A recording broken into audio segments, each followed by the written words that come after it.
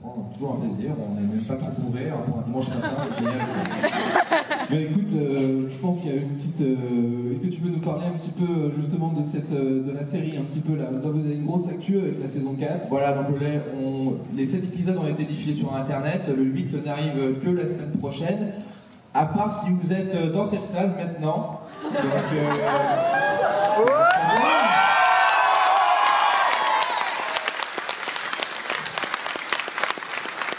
ouais, mais juste avant, vous voulez dire bonjour à toute l'équipe, j'espère. Ouais.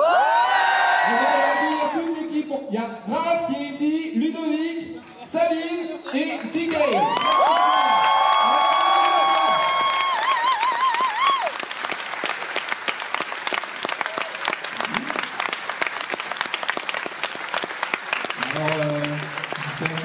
Un petit mot quand même qui veut parler, nous dire un petit coucou. bonjour.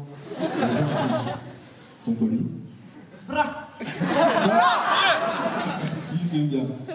Bah écoute, vous êtes chaud pour l'épisode 8 alors ou pas? Ouais. Non, j'entends pas. Est-ce que vous êtes chaud pour l'épisode 8? Ouais. Ça marche. On envoie, Régis, c'est parti. Et on coupe les caméras, merci. Avec nous, on va s'installer. Bon, ça vous a plu ou pas? Ouais. Bon, bah, bravo l'équipe, hein, ça a l'air de plaire en tout cas.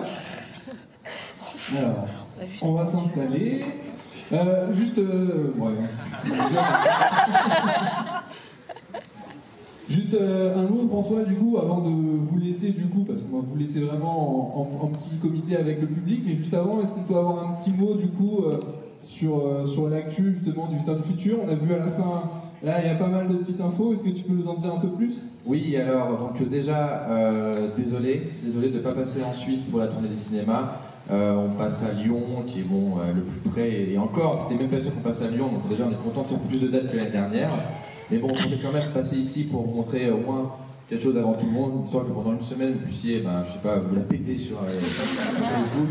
Donc, ah oui, sinon pas de problème pour vous la péter, juste pas de spoil s'il vous plaît. Voilà, pour éviter de trop raconter l'intrigue sur les différents forums et tout. Ça, j'ai jamais eu de problème par rapport à ça, donc je sais que je peux vous faire confiance. Et donc ouais, donc là on finit la saison comme l'année dernière, d'abord en faisant des projections de cinéma, et puis après ce sera en ligne, vers juin, on aura toute la saison en ligne, et ça enchaînera avec donc le Japan Expo, où j'espère qu'on retrouvera certains d'entre vous, et où il y aura le DVD saison 4 avec masse de bonus. Super, ça fait plaisir ou pas? Ouais. Ok, bon, j'imagine que vous avez plein de questions à leur poser. Non. Alors juste, par rapport au DVD saison 4, il y a un super bonus que Raphaël va pouvoir vous présenter. En fait, quand on a tourné la saison 4, on a tourné tout d'un coup. Et donc il y avait... j'ai la chance dans mon équipe d'avoir des réals qui sont comédiens et vice-versa, ce qui fait que quand ils avaient rien à faire, ils pouvaient faire des petits trucs. Et donc j'avais missionné Raph de plusieurs trucs. Le premier truc c'était...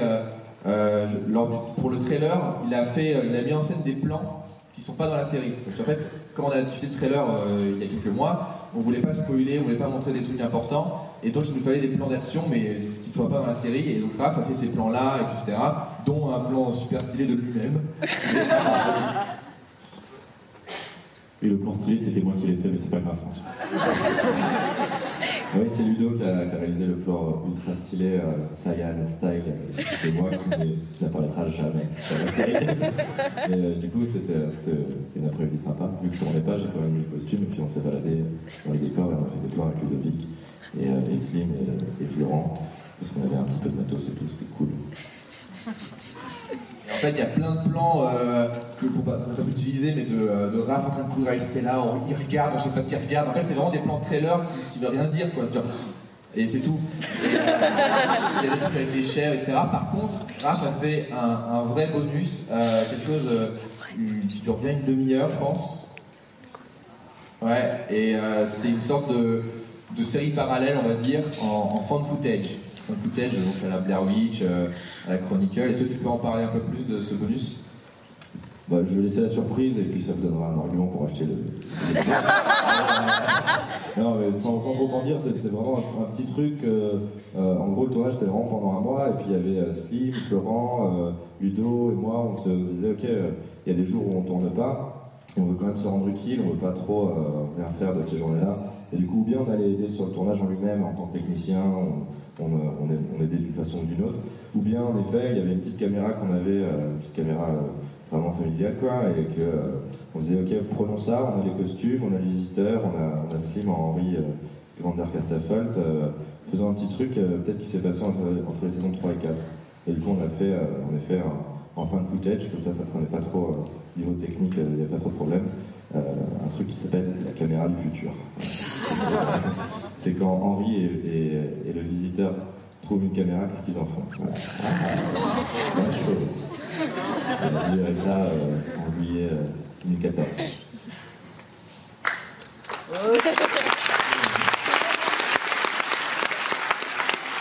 Des petites surprises ou il y en a...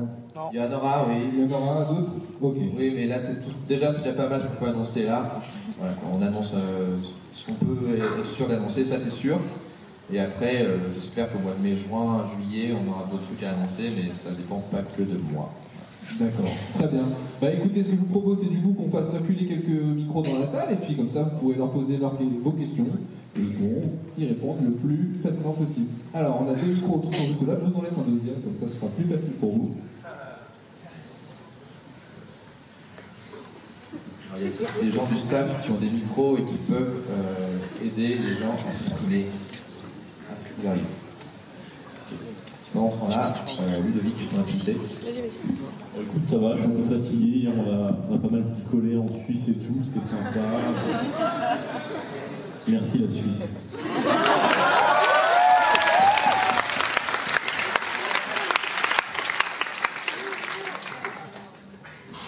Oui, c'est toi là-bas? Oui, en fait, pourquoi est-ce que le visiteur n'est pas là en fait? Pourquoi il n'est pas là le visiteur? Ouais. Parce qu'il travaille, il fait une pièce en ce moment qui s'appelle Immortel. J'aime bien parce que quand j'ai pas toutes les infos, il y a toujours des gens du fan for French Lord pour m'aider. Donc ça s'appelle Immortel. Waouh, ok d'accord, on vous voit maintenant. Il était à Lausanne il n'y a pas très longtemps, non ça C'était bien? Vous n'avez pas vu. Peut-être c'est pour ça qu'il ne me rappelle pas, Florent. Voilà, donc Florent travaille beaucoup en tant que comédien de théâtre, et donc ça prend du temps. Et aussi, je ne sais pas si on peut, on le dit, de toute façon il n'est pas là, il n'y a rien à foutre. Vous aimez les chansons de Florent Dorin? Oui. Donc Florent est en train de travailler sur des nouvelles chansons qu'il dort pas, c'est pour ça aussi qu'il n'est pas là aussi, c'est qu'il travaille vraiment sur son prochain EP qu'il espère sortir pour le Japan Expo à ce moment-là. Voilà. C'est une nouvelle chanson de Florent Dorin.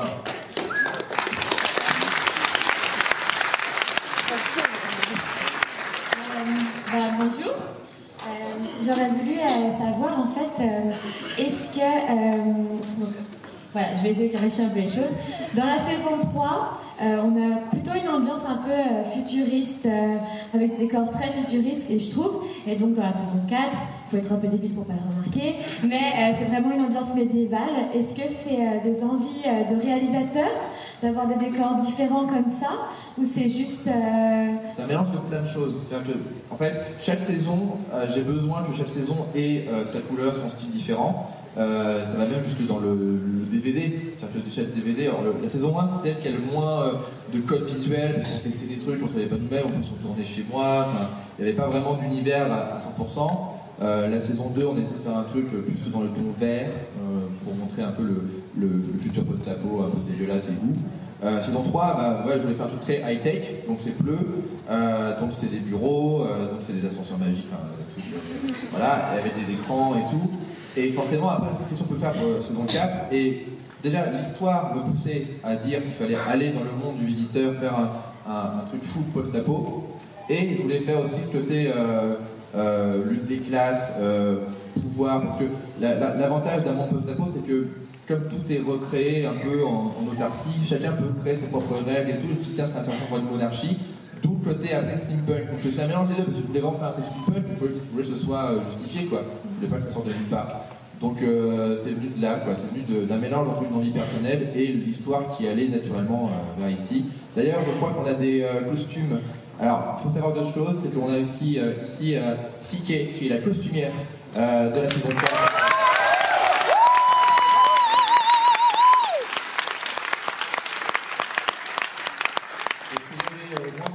Sur les costumes, sur comment on fait.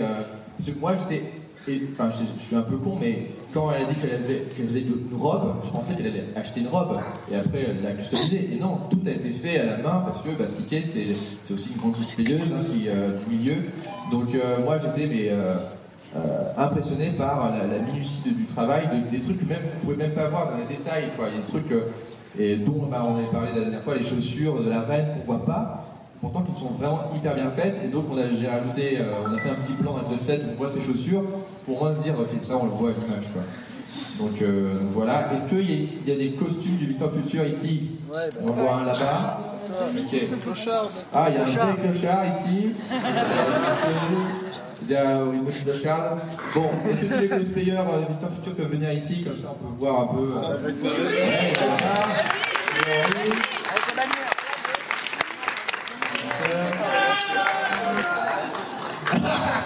Oui, il y a on va tomber.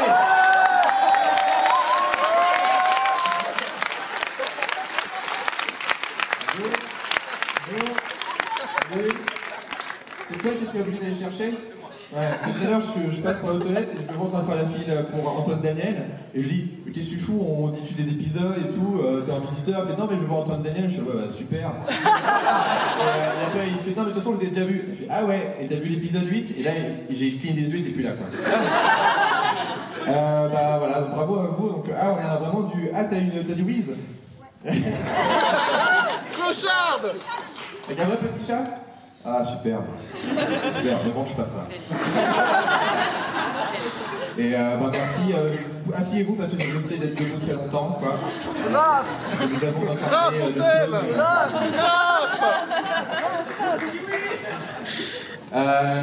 donc voilà, donc, le question suivant, n'hésitez pas. Ils sont là aussi pour répondre. Hein. Une question, est-ce que la saison 4 va terminer la série et sinon vous avez prévu jusqu'à combien de saisons? Alors, la première réponse que j'ai déjà dit plusieurs fois, c'est à chaque saison. On fait comme si c'était la dernière, parce que c'est important pour moi que, ce qu'on fait avec le Visiteur Futur, ça paraît un peu genre normal, genre au bout de 2 saisons, bah, c'est cool, bah, ça marche bien, mais chaque saison est un miracle que ça existe. Et c'est encore plus un miracle que ça existe maintenant avec des gens comme France TV, Ankama, qui investissent dedans, mais bizarrement ça reste un truc assez, je dirais, culte plutôt que hyper grand public, quoi. Et pourtant, ils continuent à nous faire confiance, etc. Mais nous, on met un level up à chaque fois, on prend des risques, et donc forcément c'est très dur à faire financer comme série maintenant. Donc chaque saison est potentiellement la dernière. Peut-être celle-là plus qu'avant, mais on vous lâchera pas, on aura toujours des trucs à vous montrer, quoi. Mais ce que veut dire mon frère par là. Traducteur. Voilà. En fait, voilà, c'est marrant parce que dans quelques jours, je vais faire une sorte de conférence sur les fins de série au forum des Halles et en gros, j'avais prévu un truc à dire, pas par rapport à ma série, mais en général, je dis ouais, souvent les fins de série c'est décevant parce qu'ils font beaucoup de attention, tout va se résoudre dans cet épisode, toutes vos réponses maintenant, et souvent c'est décevant parce que une série, c'est con à dire, mais une série c'est pas fait pour se terminer, quoi. C'est très rare qu'une série soit vraiment construite avec un premier acte, un deuxième acte, un troisième acte et une fin qui se boucle. Une série c'est fait pour perdurer, et souvent quand ils disent ok on fait une fin de série, c'est rare qu'on soit satisfait parce que on a cette impression que c'est dans le temps que les personnages ne sont pas censés avoir accompli tout, quoi. Une série c'est comme la vie, quoi, ça reboot toutes les semaines. Et pour moi, je pense qu'une bonne fin de série, c'est une série, on pense à la fin, mais ça peut continuer, quoi. On peut imaginer la suite, quoi. Donc, ce que j'allais dire, en gros, c'est que si la série s'arrête, je ne le dirai pas. Ce sera la fin, quoi. Mais je ferai pas tout un truc genre, attention, dans 3 secondes, le dernier épisode. ça sera la fin, et ça sera la fin d'un cycle, on va dire, d'une saison, et il n'y aura pas de suite. Voilà. Question suivante. À côté de vous. D'accord. Donc, Myrtille. Myrtille. Oh là là, une vraie visiteuse. Voilà. Ça donne envie de faire du gender swap dans la série.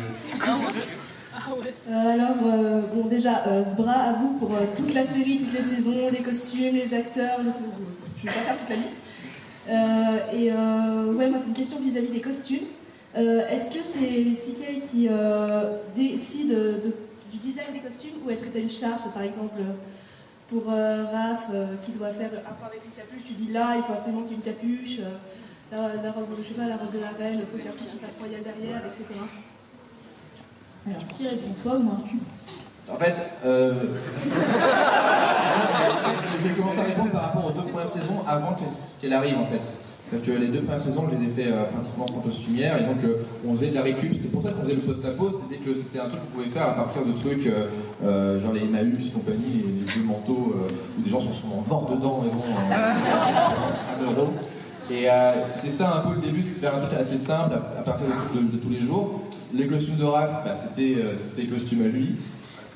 Je faisais quand même des efforts pour pas que ce soit mes fringues de tous les jours et pour acheter des fringues un peu geekos avec des t-shirts que je voulais porter pour moi. Je me disais tiens, j'avais un prétexte pour les acheter.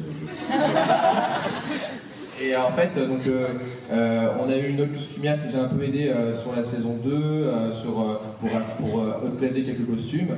Mais c'est vraiment à partir de la saison 3 qu'il y a eu vraiment un vrai travail de je design un peu un truc où je fais un brief très large.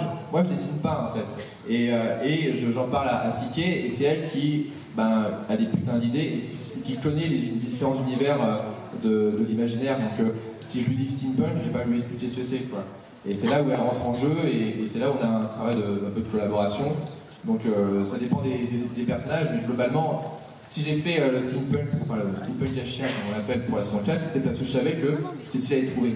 Je me suis dit, ok, je veux une reine, je veux une baronne, je veux ça, et cool. Et là, direct, elle a commencé à créer des trucs.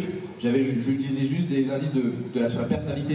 Donc il fallait que la baronne soit très stricte, donc plus sombre, avec des vêtements des manches jusqu'au haut du cou. Désolé, oui, c'était ça un peu le paradoxe avec l'actrice qui fait la baronne. Mais après, c'est elle qui a pris tout et qui a travaillé avec Lola pendant des mois dans son coin et tout. Donc là, tu peux parler de tout ce processus. Des mois, c'est sûr. Pas assez de temps, je sais. Ouais, on aurait bien voulu avoir plus de temps, c'était assez rapide. Donc ouais, pour le process de créa, François m'avait donné une charte, on va dire, avec ce qui lui plaisait en termes de style, d'ambiance, de couleur aussi. On a vraiment eu un code couleur comme une vraie charte graphique forte pour cette saison. Et moi, ce que j'ai fait, c'est que je lui ai dessiné des costumes qui étaient des propositions que je lui ai montrées et que finalement, il m'a même pas demandé de changer, quoi. Donc c'était au poil. Après, on a juste eu acheter les matières et on a fait la confection de tous les costumes à deux, donc avec Lola Clavel qui m'a beaucoup aidé aussi. Voilà, et voilà, donc pour moi, ce qui est important surtout, et j'avais le même type de rapport avec les gars de la déco, c'est au niveau, voilà, je leur envoie des références, donc en référence, c'est souvent des films qui existent déjà, quoi. Genre ce genre d'épisode, de ce genre de série, de ce genre de truc. Et je leur envoie un nuancier. Ça, c'est un truc, là, je suis hyper rigoureux là-dessus, c'est sur les codes des couleurs. Et je leur dis, voilà, vous travaillez sur ce type de couleurs. Donc, par exemple, je leur ai dit, jamais de bleu dans le décor. Jamais de bleu, jamais de bleu. Les bleus, c'est les missionnaires. Donc, le cimetière, tout est bleu, et noir et blanc. À Néo-Versailles, chez les survivants, c'est entre le marron et le vert. Et donc, le gris, ça passe, voilà. Et pour la cour royale, c'est de l'ocre, du blanc cassé au mieux, quoi, en termes de clair, et du rouge pour quelques teintes de rouge sur quelques costumes. Voilà, donc ça c'était le truc qu'on a vraiment fait avec attention, quoi. Alors, une autre question là de la bouffeuse de Louise. Oui, alors j'avais une petite question pour Sabine. Je voulais savoir, bon, c'est un nouveau personnage et en plus qui est très différent de Fran qu'on avait vu dans les opérateurs. Du coup, je voulais savoir comment comment tu l'avais abordé, la ligne de jeu, surtout que bon, Rennes, Wesh, surtout tu avais dit à la dernière conférence que Wesh, c'était pas trop ton truc à la base, donc comment tu avais travaillé ça, quel équilibre C'est vrai que c'était complètement l'opposé de Fran. Pour rappeler, Sabine était dans une autre série qu'on a faite avec Slim qui s'appelle Les Opérateurs. Je sais que c'est très gênant d'en parler en Suisse parce que je sais qu'on a des problèmes de géolocalisation avec le player, mais piratez-la, il n'y a aucun problème. L'opposé, en fait, c'est que Fran, pour ceux qui ne connaissent pas, c'était une espèce de petite folle un peu. Il y a quand même une constante là au niveau de la folie, qui était complètement parano et qui pensait que sa boîte était gérée par des aliens. Voilà. Et la reine, je l'ai abordée avec autant d'enthousiasme que de peur. Le costume, je dois avouer, m'a vachement aidé, donc merci à tous les deux, parce que ça aide beaucoup à se mettre dedans. Au début, il y a une contrainte, mais au final, le costume et les accessoires, par exemple le sceptre, ça donne un côté enfantin. Il y a aussi l'espace que ça prend, la robe, et ça donne une forme de poids aussi au personnage. Et après, le souci, c'était toujours d'y mettre de la vérité, de la sincérité, de l'émotion dans la comédie et toujours et dans le wesh. Et dans le wesh. Moi, c'était pas incompatible. Et on a eu un conseiller technique en wesh avec Slimane Baptiste Béroun d'origine montreuilloise, donc pas de Montreuil. Chaque fois que on avait une expression, on dit non mais plus comme ça, notamment le Tardine. L'épisode 2, il a été très gros là-dessus. Comment le dire? On doit lui rendre hommage. Check lapin.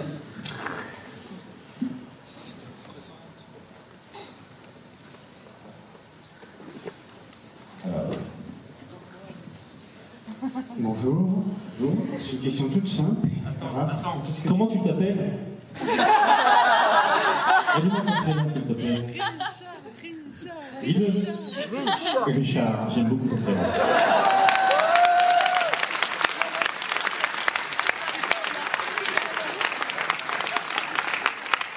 Ça y est, t'as trollé. Alors en fait, je voulais juste savoir, Raph, quand est-ce que tu voulais passer derrière la caméra pour un épisode du Visiteur? Oh. De quoi Quand est-ce que tu voulais ou souhaitais passer derrière la caméra pour un épisode du Visiteur? Pour un épisode du Visiteur, on en a déjà parlé, un guest directoring, je sais pas. Non, mais en soi, moi je trouve que le Visiteur, c'est vraiment le bébé de François. Et des gens un peu comme Florent Dorin, Slim, Ludo, moi, on est toujours là, on est les parrains en fait, un peu les Goldfather, mais les Sirius Black. Et du coup, on essaie d'apporter des idées et tout ça, et c'est ça qui était cool sur le tournage à Poitiers, notamment à Poitiers, c'est que on se cantonnait pas que à notre position de comédien. Notamment Slim cadrait à un moment, il avait toute une semaine off et du coup il n'a pas profité pour aller au Futuroscope, il a profité pour aller tous les matins à 8h cadrer, il y a deux caméras en fait, et du coup il cadrait une autre caméra et c'est ça qui est génial en fait, c'est qu'on s'aide tous quoi.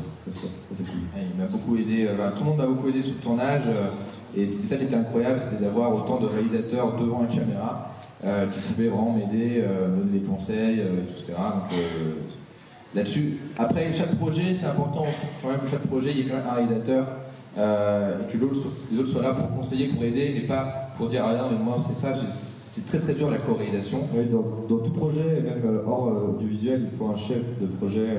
C'est très difficile des trucs que de groupe. Il faut toujours un qui tranche en tout cas et qui justement n'abuse pas trop son pouvoir ou des trucs comme ça.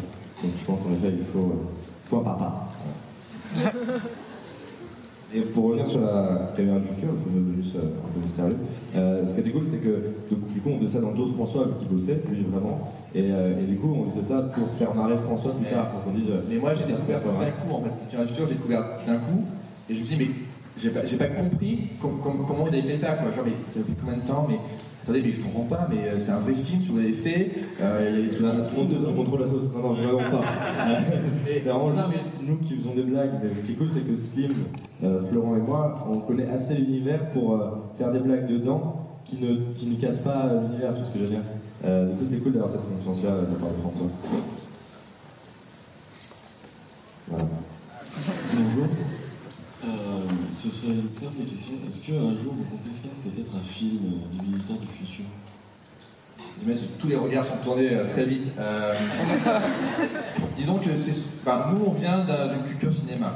C'est-à-dire qu'on a toujours voulu faire du cinéma, c'est ça qui nous a donné envie de faire des vidéos finalement. C'est pas en voyant des web-séries qu'on a fait de la web-série, c'est en voyant des films, quoi. Donc c'est un rêve. Mais la difficulté c'est le pays dans lequel on vit, la France, qui ne produit pas naturellement des fictions comme Le Viseur Futur. Et donc, pour arriver à faire comprendre que ça peut être une bonne idée, ça passe par beaucoup d'étapes, et de business, et de mafia même. Et c'est un long périple qui peut prendre des années pour aboutir sur rien, ou aboutir sur un truc de merde. Bref, c'est très compliqué. C'est bien sûr une envie, mais la différence, c'est que nous, on essaierait idéalement de faire un film qui sorte au cinéma, quoi. Pas forcément un film juste sur internet, puisque j'ai l'impression qu'en faisant la saison 4, c'est ce qu'on fait finalement, on fait un film divisé en 13 épisodes, en 10 épisodes. Donc c'est ça le challenge ouf, mais si on arrive à le faire, ce serait le cas du siècle, mais vraiment quoi. Ce serait improbable que ça existe, donc on espère un jour faire, mais franchement... Le rêve de ouf, ce serait de faire un Vine, voilà, ça prend 2 années à mettre en place. Mais mais le problème c'est pas une question d'envie, c'est que à partir du moment où t'as pas vu un film qui ressemble à Viseur Futur au cinéma en France, personne va dire il nous faut ça, quoi. C'est parce qu'en France tout le monde est très frileux, il n'y a pas de prise de risque, voilà. Et dans toute la bande entre guillemets du web, etc., je sais qu'il y en a qui préparent des films et tout, les gars de Bref, ils travaillent dessus en secret, mais ils savent pas trop ce qu'ils vont faire, il y a Cyprien Norman, etc. Tout le monde a cette envie-là, quoi. Mais on est tous en train de dire, vas-y toi d'abord. Et par contre, ça c'est un vrai truc, s'il y a un film Cyprien Norman qui sort, allez le voir. C'est important. Que tu sois bien ou pas bien. Voilà. Parce que c'est ça qui va faire que les gens, la semaine d'après, vont appeler les autres gens comme nous et dire, ok, peut-être que ça peut marcher en fait vos délires d'internet au cinéma. Voilà. Et c'est ce qui s'est passé et qui est un peu triste avec ce qu'on appelle le film de Norman, mais qui n'est pas le film de Norman, à savoir Pas très normal activité, le film de Maurice Barthélemy, c'est qu'ils ont misé sur l'image de Norman en disant hey, les jeunes, vous aimez voir Norman sur votre écran, allez le voir au cinéma, et ils ont trop misé sur sa gueule, alors qu'il était juste comédien dedans, quoi. Et après, à cause de ça, les gens du business nous disent de toute façon, ça marche pas Internet au cinéma, à cause de ça. Et c'est aberrant parce que ça n'a pas été fait pour ça, quoi. C'est juste la com qui a été mal branlée, etc. Et nous, on paye les pots cassés un an après en disant non, mais laisse tomber, ça ne marchera jamais, Norman il est arrivé, quoi. Donc c'est ça qui est terrible dans ce milieu, quoi. C'est que en fonction de ce que fait quelqu'un, ça résonne sur notre travail, quoi. Donc c'est pour ça qu'on est très proches, on essaye d'avoir un esprit vraiment très de famille entre les youtubeurs, etc. Parce que on essaie de ne pas être en compétition parce que finalement c'est bénéfique que l'un réussisse pour amener les autres vers le haut, quoi. Donc voilà, il faut s'entraider. Si t'as un banquier qui peut te donner 1 million d'euros, moi t'avais une question, je crois.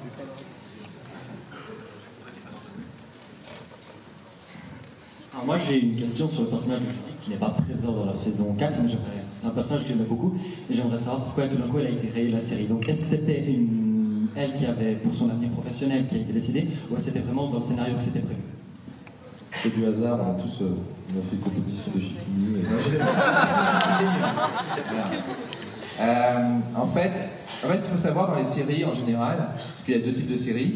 Il y a les séries, on va dire, qui sont écrites en fonction du public, en fonction des réactions, en fonction des acteurs, mais genre lui, les gens ils aiment bien, donc on va le faire durer pendant une saison, etc.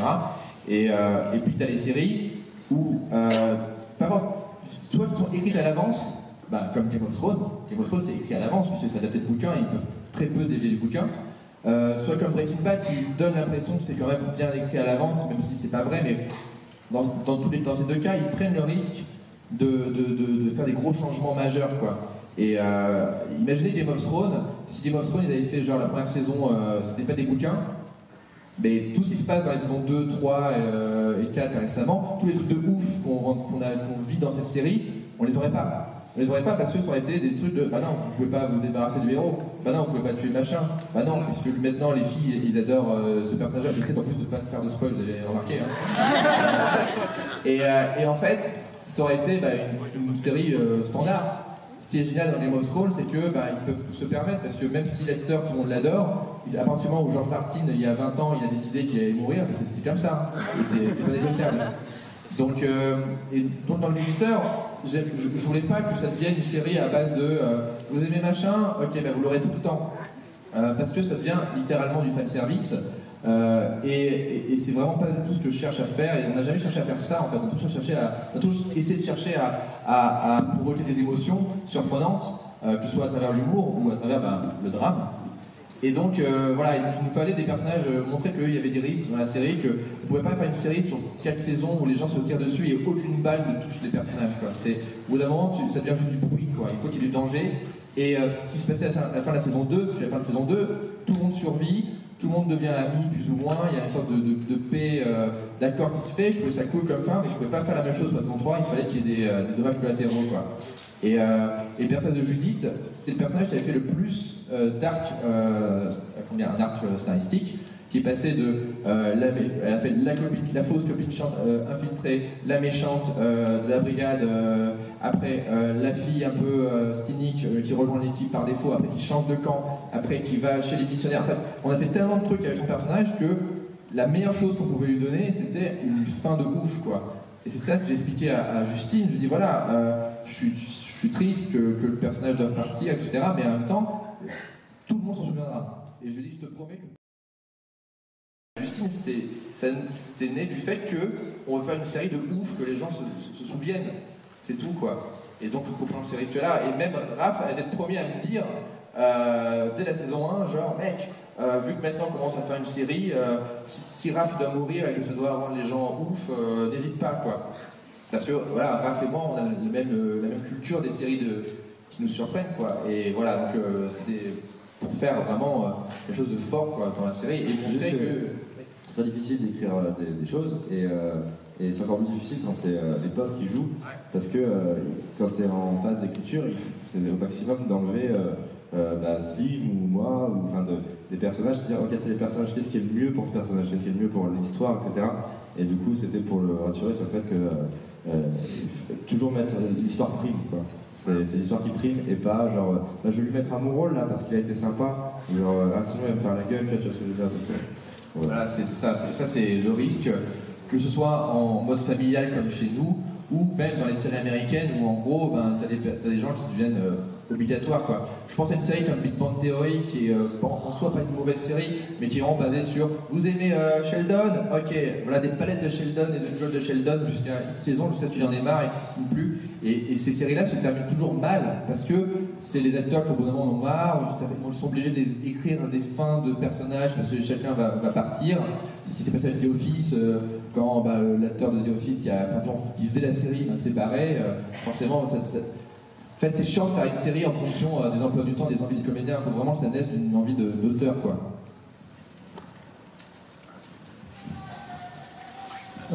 Raph, comment tu fais pour faire ta coupe de cheveux? Fab, réponds. Fab. Je vais laisser Ludo répondre à cette question. Je vais laisser Raph répondre à cette question.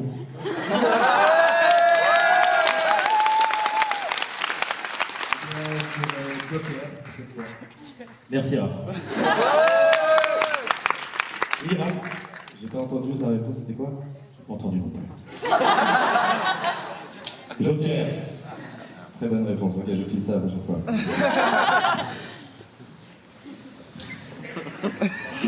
Bonjour. Alors, ma question, enfin, c'est deux questions. Je voulais tout d'abord savoir, c'était une question pour Slimane, mais il n'est pas là, c'est pas grave. C'est comment. Oui, dis-moi. Si c'était dur pour lui de jouer deux rôles, en fait. Pas très compliqué, tu sais, ça c'est une moustache que j'ai, donc ça va, j'ai pu m'en sortir. Merci à toi. Comment ça a été de devoir travailler avec une star comme Simon Astier? C'est Assume de réponse, je sais pas. C'est Assume, t'as pas compris ma blague? Ah ouais, bon, bah, laisse tomber, on le dit. Comment c'est de jouer avec Simon? C'était très bien, il est super cool, on a beaucoup rigolé, pas mal de phases d'impro, il fallait garder son sérieux, et François, tu confirmes? Oui, moi je trouve ça très sympa. Et Simon, ça fait partie des gens qui ne se considèrent pas comme des stars, qui s'intègrent très rapidement avec l'équipe, qui sont très généreux, donc moi j'étais très impressionné au début de la saison 3 et tout, parce que vraiment on se parlait peu, je savais pas ce qu'il pensait, et dès que j'ai compris qu'en fait vraiment il était très bienveillant sur la série et qu'il s'amusait vraiment, et ben là c'est devenu vraiment un peu la récré un peu pour lui là-dessus, donc c'était vraiment cool quoi. Et surtout c'est qu'on sent que quand il est sur le tournage, vu qu'il a des galères de ouf, hein, il est au chef d'un projet à côté qui est une grosse entreprise quoi, que là il est un peu en vacances, il travaille avec nous, mais c'est tellement, on sent c'est un peu la détente pour lui et ça fait vachement plaisir quand on sent qu'on l'embête pas trop et il n'arrête pas de rassurer sur le fait qu'il a fait tout ça, ça fait plaisir.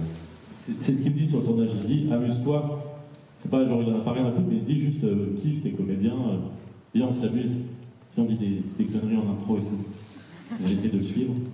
Là, ça m'a fait plaisir de le voir sur la série.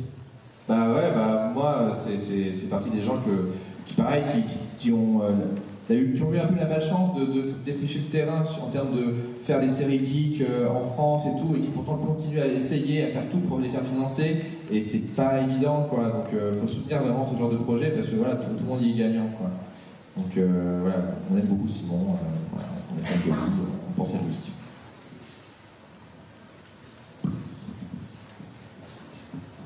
En fait, Raph, ta coupe de cheveux, elle est naturelle. Bravo. C'est une question ou c'est une affirmation? Ah, c'est une question. Ben, on va laisser, je vais laisser Ludo répondre. Mais moi je peux répondre. Je vais demander à Raph. Mais moi je peux répondre parce que j'ai connu Raph avant qui ressemble à Raph, donc je peux vous dire qu'il y a eu un avant et après. Peut-être c'est pas la même personne. Peut-être que. D'ailleurs j'ai eu beaucoup de recherches, c'est tout. C'est juste de la recherche. On cherche ses cheveux. Enfin, on a tous des liens avec nos cheveux, vraiment une relation particulière. Quoi. Voilà. Est-ce que vous vous rendez compte qu'à force de poser ce genre de questions, Raph va se raser la tête un peu? Vous l'aurez bien mérité. Ça va me pourrir ma vie. Il va Merci. finir comme Julien Josselin, chauve. Je voulais juste demander si vous allez remettre des attaques de zombies dans les prochaines saisons. Alors déjà, la prochaine question, c'est très hypothétique. Attaque de zombies. Si on a les attaques de zombies, c'est ça? T'aimes bien les zombies? Vous aimez comment les zombies? Nécrophile. Nécrophile. Ah, parce que peut-être que c'est un autre type de série ou de film que tu cherches en fait. J'aime bien la présence des zombies dans les séries et trucs comme ça parce que je trouve que c'est marrant de mettre des ennemis qui... En fait, pour nous les zombies, c'est un peu c'est dans le décor. On voulait pas que ce soit le sujet de la série, on trouve ça cool que naturellement quand on dise dans le futur c'est l'apocalypse, bon bah forcément il y a des zombies, mais c'est plus une nuisance. C'est comme le soleil qui tape trop fort. Les pigeons du futur un peu. C'est quoi? Les pigeons du futur. et donc beaucoup de gens ont dit ah ce serait bien qu'on ait tout un truc sur les zombies, on avait réfléchi à tout un truc sur l'explication des zombies, et pour nous c'est pas le sujet quoi, c'est pas Walking Dead pour le coup, c'est vraiment un truc dans le décor. Et en plus, c'est compliqué à faire les zombies. Alors, on a eu la chance dans la saison 2 d'avoir des cosplayers de zombies qui étaient venus avec leur propre maquillage, avec un truc de ouf. Et là, cette saison, la pauvre Marjolaine, donc, qui est la maquilleuse, je lui ai dit ok, il me faut 3 zombies maintenant. Et elle a dit mais j'ai pas le temps de les faire, dans une demi-heure, moi je te fais des trucs de ouf, mais il me faut du temps. Et je fais ouais, on n'a pas le temps. Et donc elle a fait un truc assez basique, et c'est pour ça qu'au début les zombies on les voit très peu, on les met juste dans le flou, genre du flair et tout, parce que on n'avait pas le temps de faire des zombies de ouf, et après et je lui ai dit de toute façon c'est pas le sujet de la série quoi.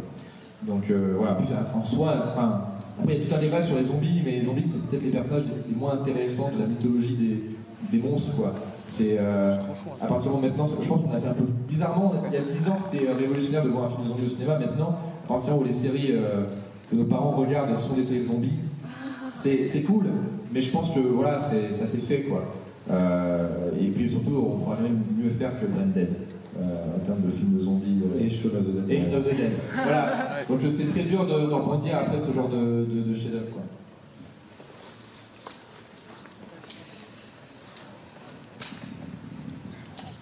Bonjour. Salut. Eh ben, bienvenue en Suisse. Mais venez à Lyon, des fois, ça pourrait être bien. Oui, mais t'as vu mec, on vient à Lyon là. Enfin. T'es content? Oui. Pour toi, hein? Oui. Mais en convention, ça serait bien aussi. Ah oui, bah faites des conventions un peu mieux.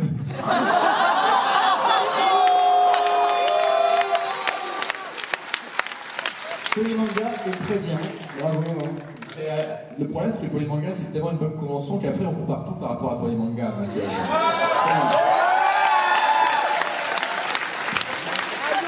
Vous accueillez bien les Français, c'est bien. Donc moi, j'ai toujours 3 petites questions. Donc déjà, première petite question pour Ludovic, Raph et Sabine, c'est vis-à-vis de vos petits vines que vous avez faits. Qui a eu cette idée à la con comme idée? Quelle idée? L'idée de la bave de l'eau? C'est ça. Je vais passer le micro à Ludovic. En fait, juste pour préciser, donc des fois, quand c'était avant-hier, ils s'ennuyaient en salle VIP, on savait pas quoi faire, etc. Et j'entendais des bruits derrière, et en fait, ils crachaient de l'eau et tout.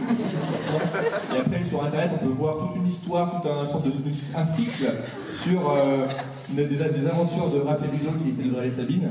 Et allez voir sur Vine, le Vine, c'est sur le compte de Ludo, c'est les deux, c'est un crossover. On a trouvé la blague, on a fait partout. Mais voilà, et à cause de ça, on a dû nettoyer beaucoup et expliquer aux gens, oui, il faudrait de...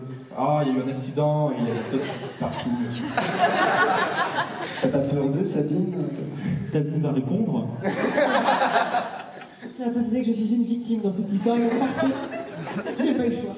Ouais, à chaque fois je vois Raph, un moment ils font ouais on a qu'à faire ça, puis après je fais ça, puis après je monte mon cul. Et après ils font tiens Sabine, et Sabine dit oui, et moi j'ai envie de dire Sabine, tu n'es pas obligé d'accepter, tu fais partie du contrat et tout, tu peux dire non, sachant que ce que tu vas tourner va être mis en ligne 5 secondes après, donc il faut réfléchir maintenant quoi. La chose, c'est qu'ils m'ont dit t'es la seule fille, donc en fait on va te rentabiliser un mois ou une autre, finalement sur un contrat. Il y a un certain swag capillaire de convitude qu'on adore chez nous. Et pour l'eau, c'est juste que pour nous, c'est un peu le nouveau saigner du nez quand on voit une autre fille. De l'eau à l'infini. D'accord. Ma deuxième petite question, c'est pour savoir, c'est est-ce que les portails donc, de missionnaires ont les mêmes effets que la machine temporelle, c'est-à-dire est-ce qu'ils ont besoin de seaux à caca? Traverse. Voilà, c'est ça. En fait, pour moi, la loi du voyage dans le temps, c'est que ça fait un peu des problèmes dans le transit. Mais quand tu es le visiteur, à savoir plus ou moins Florent Dorin, tu as quand même de base des problèmes de transit. Je pense que lui, plus que beaucoup d'autres gens, ont besoin d'avoir un seau à caca pour éviter tout accident, quoi. Mais je pense que d'autres personnes peuvent bien le vivre, en fait. Comme l'alcool, je pense.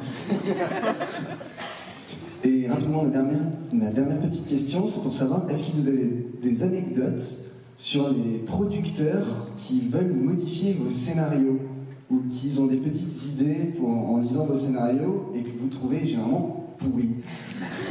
Tu connais Orangina?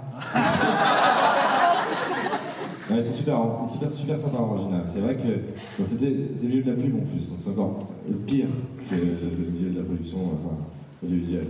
Mais c'est vrai que t'as les auteurs, et puis il y a ceux qui ont l'argent, mais qui ont aussi un cerveau, et du coup qui aussi ouvrent des fils, et du coup si ça leur plaît pas, en effet, il faut aller dans leur sens, et c'est beaucoup de bullshitage, mais aussi c'est pas mal, c'est super formateur parce que ça t'apprend à dire, bah, toi naturellement tu dis bon bah là il fait caca et c'est marrant, et eux ils vont faire ça me fait pas rire. Et toi, du coup tu te poses la question, merde, moi ça me fait rire, du coup tu te poses la question pourquoi ça me fait rire et tu essaies de développer tout ça, et ça pour toutes tes idées, tout ça, donc c'est pas inintéressant, les producteurs qui veulent changer ou qui se posent des questions, Ça t'oblige à comprendre ce que tu fais en fait. voilà, à comprendre ce que tu fais, pourquoi tu le fais, et surtout à pouvoir être blindé pour justifier des trucs. C'est que justifier des choses en fait. J'ai envoyé des mails comme ça sur Mission 404 pour laisser Kemar dire mets-toi à l'aise, gros connard, quoi, enculé. Et du coup, il voulait l'enlever, je disais ça me fait trop rire moi, s'il vous plaît. J'ai envoyé un mail super long. Et toutes mes années de terminale et français m'ont aidé dans ce mail-là à bien faire 3 parties. Laisse-moi dire enculé dans ce truc-là, c'est trop drôle, s'il te plaît. Et moi, déjà, globalement, j'ai vraiment de la chance avec France Télé en Kama, ils me posent aucune question, mais vraiment. Ils font, tu veux le faire? Ok, bah fais-le. Parce que quand ça reste entre France Télé et Ankama, ça reste des budgets raisonnables par rapport à des trucs télé, donc ils disent ok, il a l'air de savoir ce qu'il fait. Et l'avantage d'avoir autoproduit la saison pendant 2 saisons, les gens ne peuvent pas m'apprendre à dire non mais putain c'est pas comme ça quoi, c'est moi qui connais. Après ils peuvent avoir des avis etc, on peut en discuter et puis des fois ils peuvent avoir des bonnes idées, tu vois, quelqu'un peut avoir un regard assez objectif sur le truc quoi. Tout ce que je peux dire c'est sur une autre prod qu'on ne citera pas, qu'un jour j'ai eu un rendez-vous, c'était juste avant que Ankama rentre dans la boucle, et on m'avait dit ah on adore, on veut produire le voyageur du temps. Et j'ai fait ah c'est quoi? Et il fait bah le voyageur du temps c'est vachement bien avec Ralph, c'est trop bien. Et j'ai compris qu'en fait il parlait du Visiteur du futur et tout, et je sais bah ça va être possible. Et donc c'est pour ça la private joke un peu c'est le voyageur du temps, quand les gens ils pensent connaître mais ils connaissent pas, ils appellent ça le voyageur du temps en fait, c'est ça le truc. Et un producteur très important m'a dit ça, quoi. Oh, on adore le voyageur du temps et tout. Et moi je trouve ça vraiment, c'est un peu insultant quoi. Ça veut dire en gros non tu sais pas, tu connais pas, ça t'intéresse pas vraiment, c'est juste que tu crois que ça fonctionne et tout. Ils ont vu un dossier avec des chiffres et... Voilà c'est ça. Et ça c'est ce qui est le plus chiant, c'est je préfère un producteur qui sont investis dedans, même qui propose des idées pas forcément très bonnes, mais au moins qui comprennent le sujet quoi. C'est ça le plus important. Il paraît que c'est pour jamais se dire non, il paraît qu'il y a eu plein de problèmes aussi. S'il peut répondre. C'est l'histoire de moustache, tu sais. Je me suis dit non, ouais, à un moment on a essayé de faire produire par une boîte qui finalement a dit non, on comprend pas trop, et tout, etc. Bon, ça c'est pas très grave parce qu'il n'y a rien eu il n'y a pas de grosses conséquences. Juste pour vous raconter une anecdote, c'est qu'à la même époque où le Visiteur du futur commençait à marcher et que j'avais dit non, j'ai pas envie je voulais pas produire le Visiteur du futur avec certaines boîtes de prod, et ben on m'a dit ouais mais j'ai pas d'autres trucs, d'autres projets. Et là j'avais dit bah si j'ai un truc, ça s'appelle Destination Pluton. Alors c'est un truc c'est une comédie romantique, un couple qui se retrouve mais dans l'espace, comme ils sont bloqués, ils peuvent pas sortir, voilà c'est drôle. Ah il dit ah pas mal, on aime bien. Et si on imaginait que le couple eux dans l'espace, ils sont dans une boîte échangiste. Et ça tu fais ok. Bah non, ou alors faisons notre série quoi, et c'est là où tu te rends compte, là en fait c'est important de voir que t'as pas quelqu'un en face de toi qui comprend quoi. Mais moi j'ai vraiment de la chance avec Ankama, notamment avec Tot, donc le patron d'Ankama, c'est un putain de geek, il regarde tous les trucs, c'est lui qui a créé Wakfu, Dofus, etc. Il est fan de Real Fantasy, de jeux vidéo, et c'est surtout un mec qui connaît les scénarios quoi. Il peut me dire ouais ton premier acte là il y a un souci par rapport à ton personnage, il faut que la relation avec lui soit plus, et donc c'est beaucoup plus précis, et le peu de discussions que j'ai eu avec Tot quand il s'est intéressé au Visiteur du futur, c'était un vrai script doctor comme on appelle dans le milieu quoi, quelqu'un qui va vraiment t'aider dans le bon sens quoi, qui va pas essayer à dire non mais il faudrait peut-être un peu plus de Wakfu et de Dofus, non au contraire il va dire non le Visiteur du futur faut que tu utilises ce truc là parce que c'est ta force et tu mets pas ça en avant, donc ça peut être très bénéfique. Ce que je veux dire, c'est que c'est à double tranchant. Ça peut être très bénéfique, comme ça peut être des gros moments de solitude. Eh ben merci. Et petit instant pub, venez sur le forum French Nerd, on sait où se trouve la chaussette du Visiteur du futur sur notre forum. Voilà. Le forum French Nerd ici présent. Alors juste pour savoir qui est du forum ici. D'accord. Et voilà, donc le forum French Nerd, alors je sais que souvent les gens me posent des questions du style si vous avez besoin de figurants et tout, et globalement on essaie de passer par certains types de réseaux, mais souvent le forum French Nerd c'est les premiers au courant de tout ce qu'on fait, et même des fois avant même qu'on le fasse. Et oui Yao, je te regarde. Mais ils sont très bienveillants, c'est pour ça qu'on leur fait confiance et qu'ils veulent jamais nous piéger, etc. Yao a été trop cool hier, il m'a envoyé un petit mot, mais comme en classe, genre un replié, il me donne, et non même pas, par un intermédiaire en plus, et il dit épisode 8, on va la perche un moment, attention. Et j'ai trouvé ça très cool parce qu'il aurait pu le mettre c'est trop nul, encore un faux raccord dans cette série et tout, et en fait non, il essaye vraiment de le protéger comme tout le monde du forum. Et voilà, donc n'hésitez pas à aller sur le forum, en plus il y a des jolies filles, donc Redonne l'adresse. Alors bonjour, oui je suis là au premier rang. Déjà merci d'être là, ça fait plaisir. Et moi j'ai une petite question pour François. Est-ce que tu as seulement des professions, est-ce que tu as seulement fait des écoles pour la technique dans le cinéma, ou est-ce que tu as aussi des bases en comédie, vu qu'on te voit dans certaines mini-séries de French Nerd, par exemple j'ai jamais su dire non avec Eugène, et dans l'épisode 6 dans la saison 1 à la bière, quand tu joues le fils de Raph. Ça je pense pas qu'il faut des études de ouf pour mais non, la comédie c'est un truc que j'ai, en fait moi j'aime beaucoup jouer, mais des blagues, quoi, des trucs très courts, parce que justement, je sais que je suis pas comédien, mais c'est pour ça que j'ai fait en fait, French Nerd, à la base, quand je l'ai créé, je m'étais mis dans ma tête que j'allais être tout seul. Et très vite, dans les grands débats, j'ai vu, mais putain, mais mes potes, ils sont vraiment meilleurs que moi, et c'est con de pas les utiliser, quoi.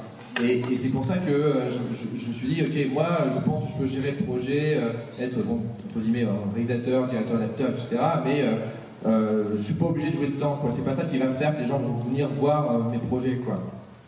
Mais j'aime bien faire ça. J'ai adoré participer au tournage de Suricat, Super Hero Hangover. Surtout qu'en plus, il me parle de la blague. Alors, c'est une blague avec Deadpool qui vient et qui dit que c'est un sketch. Et je dis, mec, cette blague, elle va sauter au montage, c'est sûr. Nous, on la comprend, mais je suis sûr qu'au-dessus de toi, personne ne va la comprendre. Et au final, merci d'avoir regardé cette blague complètement débile. Tu as utilisé pour pouvoir la garder. En fait, c'est parce que c'était moi, il n'avait pas de me froisser, c'est ça? C'est surtout pareil, j'ai envoyé un mail comme ça pour justifier cette blague. C'est un peu et donc moi j'aime bien faire ça, mais je n'ai pas envie que ce soit une pression non plus, j'ai pas envie que ce soit un truc qui voilà, quand je vois mes copains et mon frère et ma famille, je me dis mais ils sont meilleurs que moi, ça n'a rien de choix, je suis trop bien en avant, mais ça me fait plaisir d'apparaître dedans. Bonjour. N'hésite pas, c'est sur les 4, je suis dispo. Voilà. Bonjour, j'ai une question par rapport à votre lien avec la télévision. Il y a une participation de France Télévisions. Je voulais savoir si vous êtes attiré à l'idée d'être diffusé une fois à la télévision en tant que web-série. En fait, c'est le cas. C'est-à-dire qu'à partir de mai, je ne sais pas quelle date, tous les soirs à 27 de foot, même moi en le disant, ça va paraître incroyable, c'est tous les soirs à 20h30, il y aura un épisode de Visite sur le futur à la télé française, quoi, à France 4. Depuis la saison 1. Donc depuis les plans Raph qui chie l'autre Raph avec un parapluie, etc., une passoire, ça c'est à la télévision, tu vois. Donc ça c'est cool. Et ce qui est cool aussi, c'est qu'on ne dépend pas de ça, parce que la télévision c'est très stressant, parce que les mecs, en gros, si tu fais pas une audience de ouf à telle heure, t'es mort, quoi. Genre le lendemain on te dit, t'es viré. Et là on s'en fout. On s'en fout parce que c'est déjà diffusé, donc on ne dépend pas de ça, donc c'est plutôt la télé cool. C'est un peu comme sur ICAT aussi, c'est diffusé sur W9 de temps en temps, ils ne dépendent pas de ça pour faire leur sketch, quoi. C'est peut-être plus compliqué, peut-être Ludo, tu peux nous parler de ton expérience avec Canal, quoi. Comment il voit ça, parce que pour vous c'est d'abord télé et après web pour le DAZAP. Oui, mais DAZAP c'est du contenu créé exprès pour la télé, donc et ils mettent après sur le web, et sur le web ça marche aussi, donc c'est cool, tu vois, ils nous laissent assez de liberté sur ça. Canal n'est pas chiant avec nous, donc c'est cool. Voilà. Et puis j'avais une autre question, c'est par rapport à l'exportation. Est-ce que vous pensez que le Visiteur du futur pourrait être diffusé à l'étranger? Un peu comme Doctor Who, la série mécanique. Ouais, enfin, bizarrement, on a des fans internationaux, on va dire. Donc il y en a qui arrivent à regarder la série en lisant les sous-titres, etc. Le problème de toucher un public vraiment anglophone, c'est qu'il faut être anglophone, il faut le doubler, quoi. Raph était malin dans ses sketchs, puisqu'il a fait pas mal de sketchs déjà en anglais et tout. Mais c'est vrai que pour une série comme celle-là, c'est plus compliqué, j'ai l'impression. Donc peut-être un jour ça pourra exploser ailleurs, mais voilà, c'est pas obligé, quoi. On dépend pas de ça, pareil. Enfin. Ok, merci. Merci à toi. J'ai juste un truc à dire, il y a 2 jours, c'était un jour très spécial pour notre équipe, puisque quelqu'un d'ici a eu 25 ans.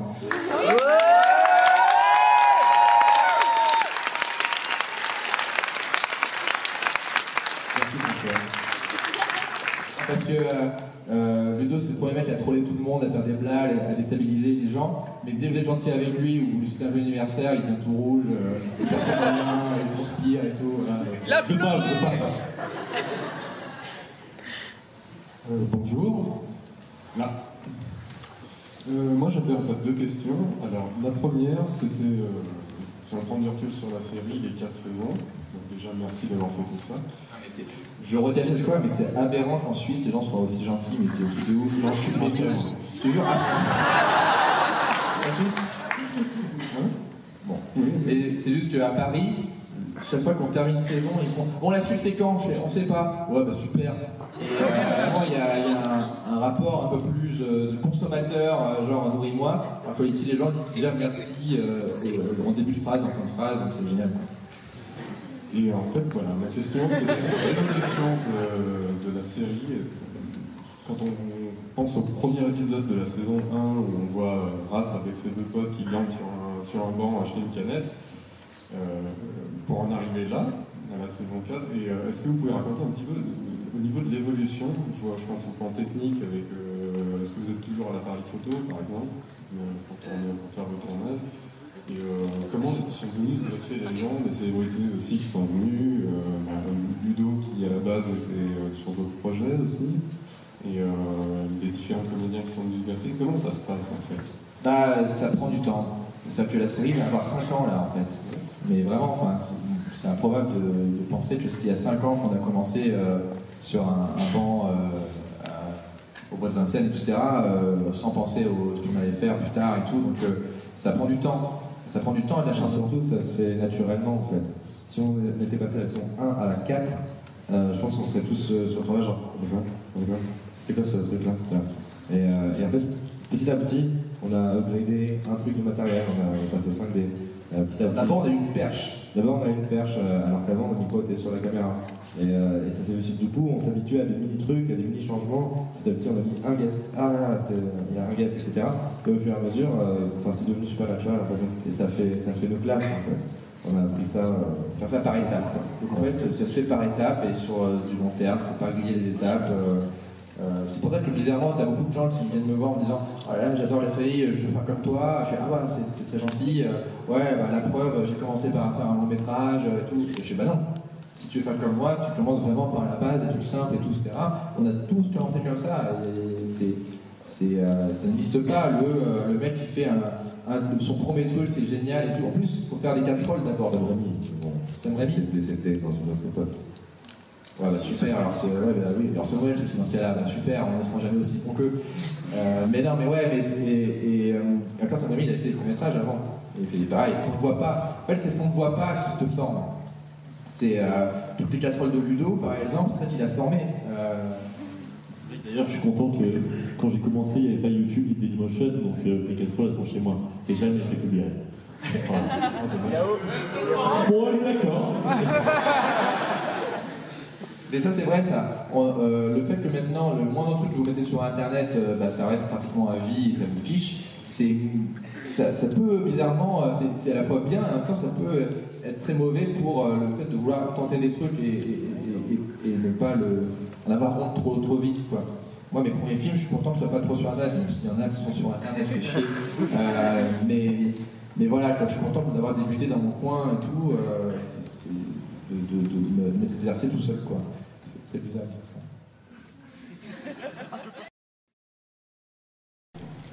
Ça va plus du genre du fantasme. Est-ce qu'un jour on peut parler d'un crossover avec Doctor Who, par exemple? Avec une je pense que c'est la meilleure façon pour réaliser ce fantasme-là. Je vois pas comment c'est possible. Mais vraiment, enfin, quand on fait des crossovers avec des gens, c'est des gens qu'on connaît. Qu'on peut dire hey salut Simon, tu vois. Si je fais hey salut Moffat, déjà je pense que je ne pas Moffat, c'est bizarre. C'est des gens qu'on n'existe pas pour eux. Mais vraiment quoi. Enfin, je vois pas du tout comment c'est possible, mais vraiment quoi. Mais c'est pas grave, hein. C'était pas le but au début de faire des crossovers avec Doctor Who quoi. Merci. En soi, c'est plus possible. Merci Richard. Alors bonjour, moi je m'appelle Yann, pour Ludo, comme ça je fais présentation. Salut. Et puis j'aimerais d'abord vous féliciter vraiment pour ce que vous faites, parce que c'est vrai qu'ici en Suisse, on est un pays où on travaille beaucoup. Et honnêtement, ça fait énormément du bien de pouvoir regarder vos vidéos et tout ce que vous faites, parce que ça change les idées et puis ça nous fait du bien à l'esprit, disons. Et puis à côté de ça, je vais poser une question que je suis sûr que énormément de personnes ici voudraient poser. Est-ce qu'il serait possible d'avoir le numéro de téléphone de la reine ou...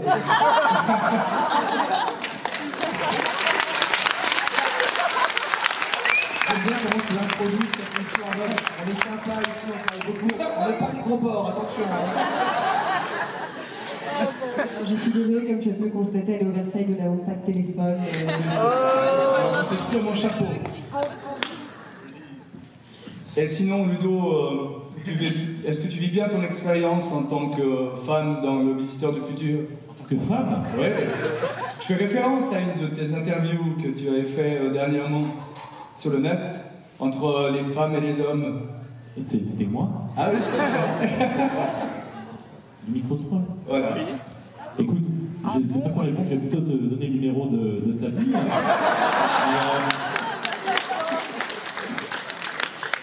Mais j'ai pas compris la question. Bête. Bah, je vais te dire oui. C'est ça?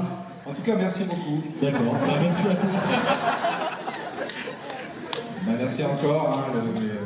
Une question. Allô?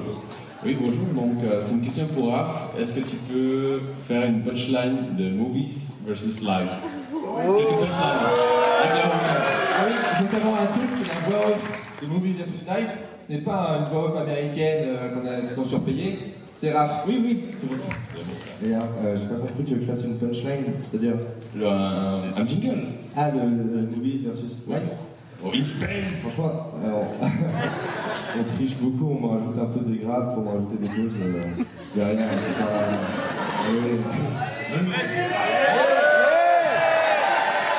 Le vrai sur les effets, c'est Movies. Après, ils font des trucs pour ça plus badass. Là, il faut au moins 3 heures de concentration avant de le faire. C'est très très dur à faire. À côté, là. Oui, bonjour. Ah, trop tard. Et j'aurais voulu, je m'appelle Benoît, et j'aurais voulu savoir comment vous avez évolué au niveau finances depuis le début jusqu'à aujourd'hui. C'est une question très suisse, quoi. Comment vous avez financé depuis le début jusqu'à aujourd'hui, ce que vous avez réalisé au fur et à mesure de ces 5 ans? Enfin, j'ai pas compris. Tu veux savoir comment on a fait financer les projets au fur et à mesure? Oui. C'est ça. Bah, au début, en fait, ce qui s'est passé, c'est qu'au début, ça n'existait pas d'être financé sur Internet vraiment, enfin, il y a 5 ans. Gagner sa vie en faisant des vidéos sur Internet, presque personne ne pouvait le faire. Être réalisateur de fiction sur Internet, c'était pas un métier, c'est un métier que on a dû pratiquement inventer, quoi, en le faisant gratos, en le faisant par passion.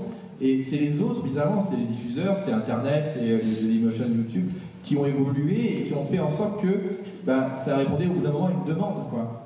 Comme on est en plein marché, il y avait une demande et il se trouvait que nous on faisait ça à la base parce que ça nous amusait. Et donc on nous a demandé, maintenant il y a des financements, quoi, mais à la base ça n'existait pas. Et donc le plus important que j'ai à dire par rapport à ça, c'est qu'il ne faut pas attendre que...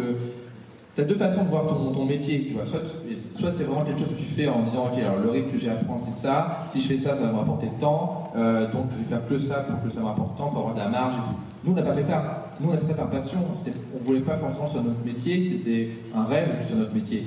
Et il s'est concrétisé sur le long terme, mais à la base on ne pensait pas à ça, donc il faut faire d'abord les choses.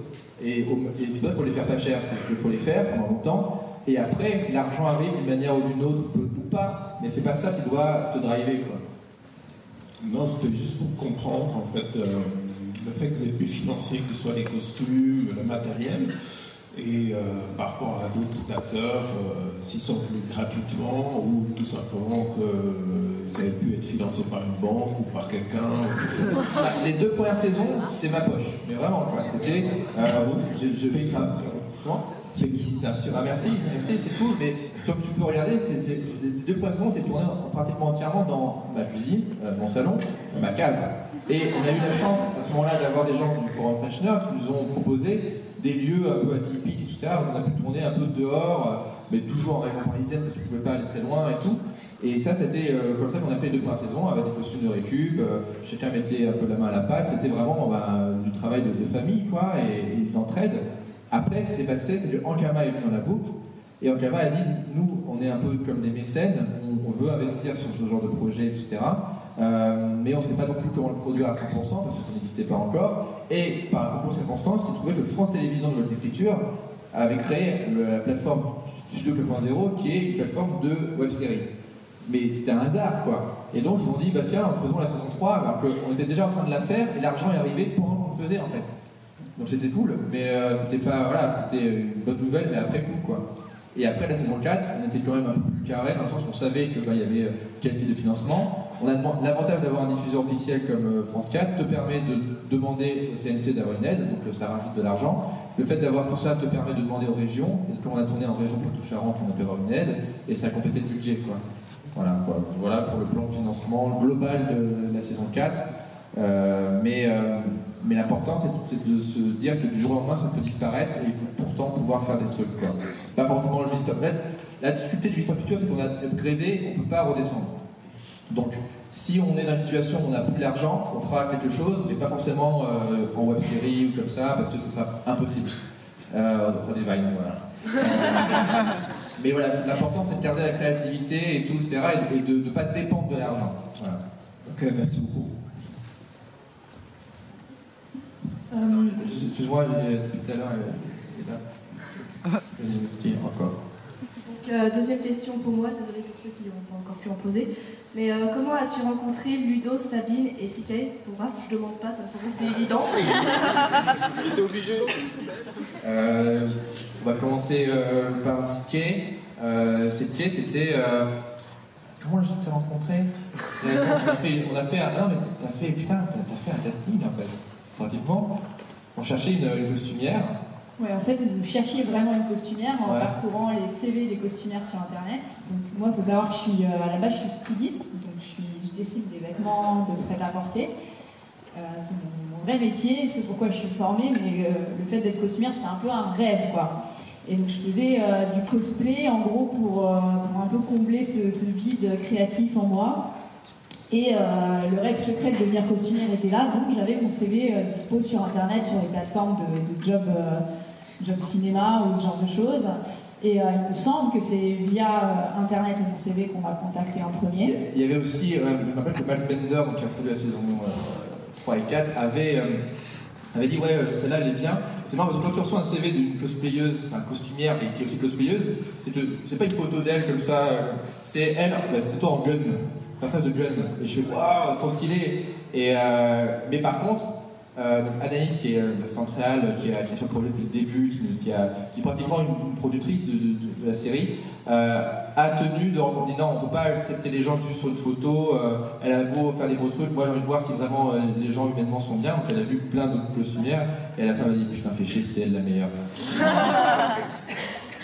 C'est vrai que oui, j'ai donc passé un entretien avec Anaïs dans un café. Je me souviens, je l'ai cherchée partout, j'ai fait 10 fois le tour du café et je suis arrivée devant elle parce qu'elle a un visage de poupée tout gentil. D'habitude, quand tu passes un entretien, la personne en face te fait peur.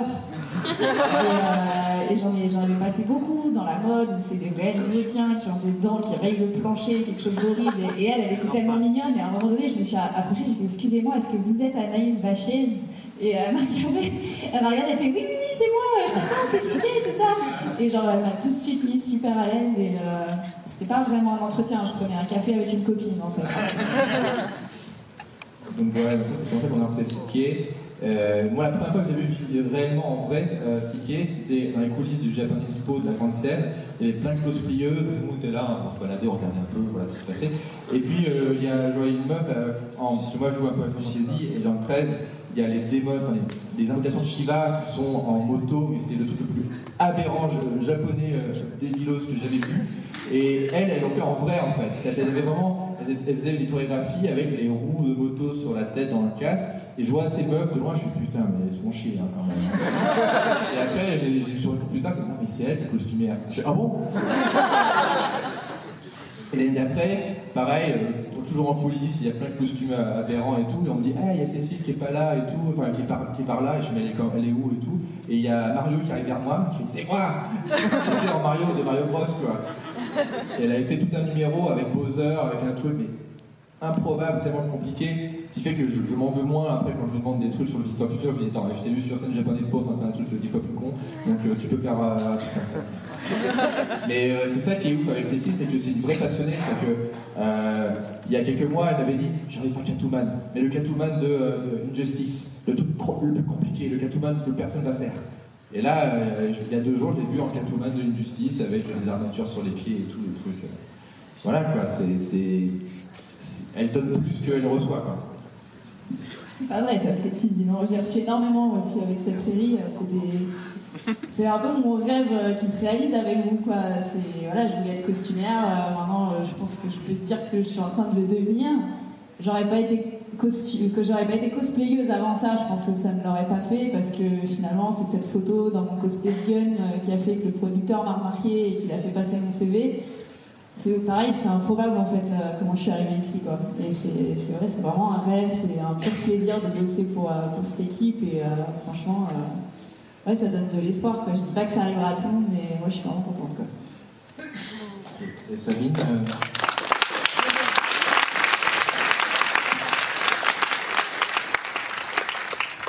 comment on s'est rencontrés donc? Par casting. Donc, pour la série donc, Les Opérateurs, il y a 3 ans, et voilà, j'ai passé un casting parmi de nombreuses comédiennes, et ce que je disais quand j'ai vu le texte, je me suis dit, waouh, c'est génial, mais qui sont ces gens? C'était complètement barré, j'avais déjà eu l'occasion de faire ce genre de truc. Et en plus, pour une fois, quand j'ai passé l'audition, il y avait François Eslim, ce qui co-réalisait, et ce qui est quand même assez rare, parce que la plupart du temps, on se retrouve face à un écran, enfin face à une caméra, et puis c'est très impersonnel. Et là, tout de suite, ils m'ont donné des informations, des indications, et je me suis vraiment amusée, quoi. Ça a été un plaisir de découvrir cet univers. En fait, parce que c'était la première fois que je faisais un casting, et à l'époque, vraiment, on n'était pas très bien avec Slim, on nous avait imposé le fait de faire un casting, et nous on disait, mais non, on connaît des comédiens, on peut en avoir des très bons, on fait non, en fait un casting c'est important, allez, pendant 3 jours vous allez voir 40 comédiennes, et c'est vraiment un processus très chiant pour les comédiennes, mais aussi pour les gens qui, on a l'impression de faire perdre du temps aux gens, quoi.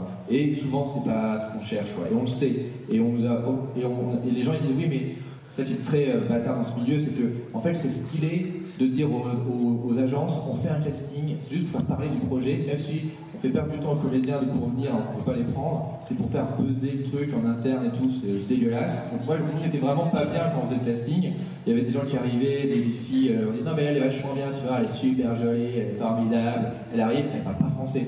Et on dit mais non, mais on a besoin des gens qui parlent français, qui peuvent dire un texte et tout. Il y avait des très bonnes comédiennes mais qui ne correspondaient pas, on était triste pour elles et tout, etc. Et donc on était vraiment pas très bien et tout. Et là Sabine arrive et lit le texte. Et en plus, les opérateurs, il faut savoir, c'est un duo de Slim et Fran. Et à la base, c'était Slim et François. C'était moi qui devais faire le personnage. Donc moi j'étais vraiment en mode non, c'est pas comme ça, faut le faire et tout. Et là Sabine arrive et c'était hyper gênant parce qu'en 2 secondes, c'était exactement ce qu'on voulait, quoi. On a fait ok. Et il y a eu un moment de malaise où on se regarde avec Slim, du style putain c'est elle. Mais on peut pas le dire parce qu'on avait encore 20 autres comédiennes derrière, on peut pas dire rentrez chez vous, ouais. Donc on a fait ok, on a fait une deuxième prise histoire de faire genre, on savait que c'était elle et tout. On a fait putain c'est elle. Et après on a quand même essayé de pas se dire, de réfléchir, parce qu'on dit mais on la connaît pas cette fille, peut-être qu'elle est chiante et tout. Et en fait on s'est dit non mais c'est vraiment trop elle. Donc là c'est comme ça qu'on s'est rencontrés sur Les Opérateurs. Et après, quand j'ai fait la saison 4, le truc que je disais souvent à Anaïs, c'est putain, j'ai envie de tourner avec Sabine, comment on peut faire? Et la reine, bizarrement, je n'avais pas écrit en pensant à Sabine du tout. Et c'est Anaïs qui m'a dit, mais non, mais on prend Sabine pour la reine. Je fais, ouais, mais ça ne me correspond pas. Je dis, mais Sabine, elle peut tout faire. Et je me suis imaginé, je me suis dit, j'ai envie, parce que c'était très stressant d'imaginer cette saison 4, je me dis, j'ai envie d'être heureux. Comment faire pour être heureux? Il faut le choix avec des gens que j'aime bien. Et donc le casting, c'était à la fois des gens talentueux, mais des gens avec qui je sais que je peux passer 1 mois avec eux et ça va bien se passer. Donc d'où Ludo, et Sabine, je me dis bah ouais, j'ai envie de passer s'il y a une personne avec qui je sais que je vais être à l'aise sur un tournage, c'est Sabine. Donc ok, testons pour la reine, ça peut être un truc de fou, ça peut marcher et tout, etc. Je peux juste rajouter un truc pour un peu prolonger ce que tu disais sur le fait qu'il faut quand même y croire et se battre. C'est qu'à l'époque des Opérateurs, ça a assez bien matché tout de suite avec François Eslim, mais France Télé, France 4 ne voulait pas de moi. Pourquoi ils ne voulaient pas de toi? Ah, tu peux pas le dire, c'est ça? En fait, ils ont dit, elle est trop jolie. Et on peut la rendre moche. Ils pensaient qu'on pouvait pas être drôle et jolie. Et donc j'ai passé 3 essais, ils m'ont fait revenir plusieurs fois, et à chaque fois c'était oui, non, oui, non, oui, non. Et chaque fois, au début, elle était venue, elle était super bien sapée, et après, elle disait, moi, non, bien sapée. Elle dit, putain, mais j'ai demandé ça à ma grand-mère et tout. Parce qu'on fait pas exprès, elle dit, putain, je suis obligé de m'en les dire pour dire que je suis marrante. Et c'est vrai, j'ai vraiment fait ça, c'est-à-dire qu'à la troisième casting, François m'avait appelé en disant, écoute, on fait ce qu'on peut, mais vraiment, ça passe pas, donc on va quand même te redonner une dernière chance, mais bon, au pire, il y aura d'autres rôles et tout. Et je lui ai dit, c'est la première fois de ma vie que je osais dire ça, j'ai dit non, j'en veux pas d'autres, celui-là je l'aime trop, je vais me battre pour l'avoir, et sinon ce sera rien. Je vais être moche pour toi. Non, mais j'ai regardé partout, j'ai regardé Monster, j'ai essayé de retrouver toutes les références de Betty, machin, genre comment je peux faire pour m'en les dire et que ce soit crédible. Du coup, voilà, j'ai mis les trucs les plus moches, les moins harmonieux possibles, des lunettes, les cheveux, je me suis coupé les cheveux, machin, et c'est passé, et là d'un coup ils ont dit, ah, elle est drôle, hein, en fait. Elle est moche. Et c'est tellement bien passé que quand on a fait la saison 4, Davy Moyer, qui tournait avec nous sur les opérateurs, il a mis 4 épisodes avant de reconnaître que c'était Sabine qui faisait la reine, quoi. Et elle est bien la reine, non mais c'est Sabine, je fais, mais t'as tourné avec elle, tu te rappelles pas? Et non. Et en fait, voilà, mais beaucoup de gens ont du mal à faire le rapprochement entre Fran des opérateurs et la reine Clotilde. Et donc Ludo, comment on s'est rencontrés? C'est une vieille histoire que je vais vous raconter. Non, en fait, c'était Dave Cochon organisait des séances cinéma. Il avait projeté la saison 2 du Visiteur du Futur que je connaissais pas. J'avais dû voir un épisode. Et du coup, j'ai regardé et je suis devenu direct fan. Je fais, ah, mais c'est trop bien, c'est trop drôle et tout. Et j'envoie un petit mail à François en lui disant, j'envoie un mail concis à François en disant, François, je suis ta chose, j'adore le visiteur du futur, je le trouve en plus très beau, je me cherche en ce moment. J'ai dit non, j'adore le visiteur du futur, je suis ta chose. Du coup, après, on a bu une bière et on a discuté. Et après, il m'a appelé, il m'a dit tiens, j'ai un rôle. Et j'étais tellement heureux. Merci François. Mais moi, je le connaissais depuis longtemps en fait, parce que Ludo, il fait des vidéos depuis 2005. J'ai dit, tu sais, j'ai commencé alors qu'il n'y avait pas encore YouTube. Je crois que j'ai commencé en 2002-2003. Et les premières vidéos que je voyais, c'était lui qui il faisait des clips sur Colsi. On n'est pas obligé d'en parler forcément maintenant. C'est pas envie en celui-là. Voilà, après ça il est content là-bas. Hey donc, et c'était un des mecs que je trouvais vraiment très marrant, mais surtout il n'a jamais deux fois la même gueule, quoi. Et donc à chaque fois que je le voyais dans des vidéos, je ne savais pas si c'était lui, à chaque fois, je me dis, mais en fait c'est toujours le même mec qui c'est un vrai comédien, quoi. Et c'est pour ça que sur le visiteur, on a des potes, mais on veut vraiment que des gens jouent vraiment, quoi. Et donc c'est vrai que Richard est vraiment une création, hein, ce n'est pas du tout. Oui, on peut le dire. Mais moi j'ai kiffé le tournage, je suis arrivé en saison 2, et c'était mon premier gros tournage avec du monde, donc j'avais pas mal la pression, j'étais très très stressé. Je m'en souviens, mon texte, je l'apprenais à fond, j'écoutais. Je vais t'enregistrer, voilà, petite anecdote, je vais t'enregistrer. Et le soir, j'allais courir pour perdre du poids pour Richard, qui maintenant s'est laissé aller. Du coup, j'écoutais mes répliques pour vraiment, ça va, j'ai bien fait, François, parce que c'est dur de jouer dans une série dont t'es fan. Je dis, putain, j'ai pas envie de décevoir, mais en même temps, j'ai envie de proposer, mais je sais pas. Mais c'était ma première expérience. Ça va. Ma première expérience de tournage avec François. C'était le premier. Auquel, ça te dit, j'ai fait confiance parce que j'avais l'habitude de réaliser mes propres trucs et c'est dur de faire confiance à quelqu'un en disant bah, vas-y, je ne m'occupe pas de la technique, demande-moi ce que tu veux, et du coup, tu étais le premier. Et le dernier, merde. Merci François, je t'aime.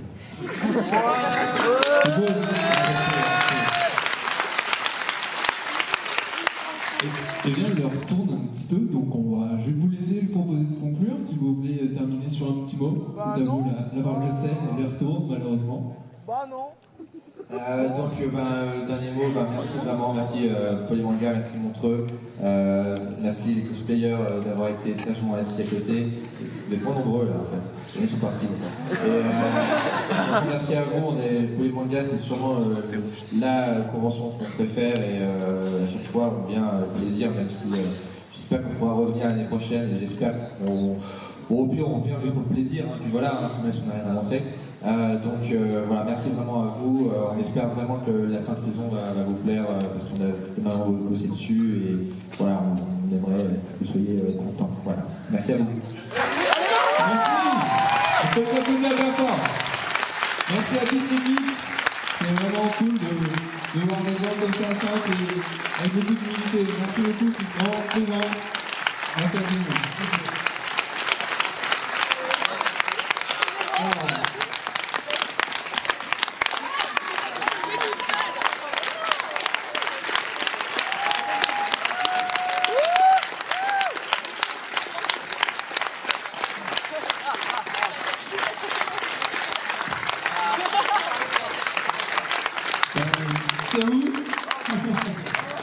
que Fontaine Daniel.